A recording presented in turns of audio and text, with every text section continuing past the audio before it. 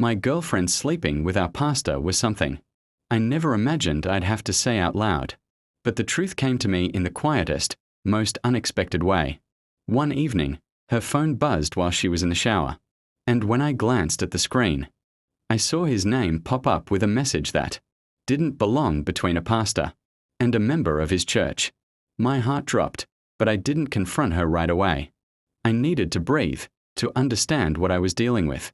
Over the next few days, I watched them closely, how she smiled too brightly around him, how he avoided my eyes like I had already caught him. The signs were everywhere now that I could see them. I felt betrayed, not only by her but by a man I had trusted with my prayers, my worries, and my family's respect. Betrayal from someone you trust spiritually hits a different part of your soul. Still, I didn't rage or scream. I stayed calm, because something inside me told me the truth would reveal itself louder if I kept my distance. So I gathered proof quietly, taking screenshots of their messages, saving call logs, and noting the days she came home unusually late. The deeper I dug, the worse it looked. Then came the day I realized I wasn't the only one who deserved to know. The pastor's wife, a gentle woman who had always treated everyone with kindness, deserved truth even more than I did. I scheduled a meeting with her privately, bringing my evidence. The moment she saw the messages, her expression froze, not in shock, but in a way that told me she had suspected something for a while but never had confirmation. She didn't cry. She didn't scream. She simply closed her eyes, took a deep breath, and said, "Thank you for telling me. Leave the rest to me." Her calmness unsettled me, but I also felt relieved, as if the weight had shifted to someone who knew exactly what to do. Sunday came like it always did, but something about the air inside the church felt heavier. People filled the seats, the choir hummed softly, and the pastor stood confidently at the front, unaware that the storm was about to break right over his head. I sat in the back row, watching.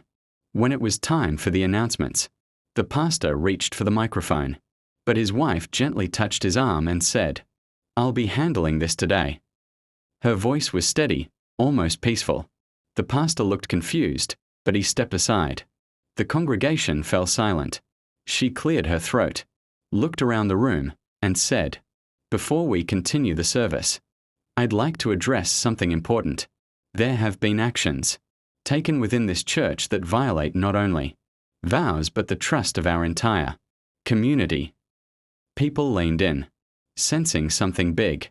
Then she spoke the truth, not with anger, not with humiliation, but with clarity and strength.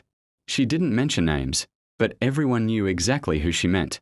The pastor's face drained of color. My girlfriend, sitting a few rows ahead of me, stiffened like she'd been struck. The entire church shifted in uncomfortable silence. After the announcement, she calmly walked off the stage and out of the church without looking back. The pastor scrambled after her. My girlfriend turned around and saw me watching, and for the first time, she realized I had known everything. I didn't say a word to her. I simply stood and walked out of the church, leaving the mess behind for the two people who created it. My heart still hurt, but there was something satisfying about letting truth speak louder than any revenge I could have planned. In the end, it wasn't about humiliating anyone. It was about letting the right person expose the wrong. And the pastor's wife delivered the truth with more dignity than any of us deserved.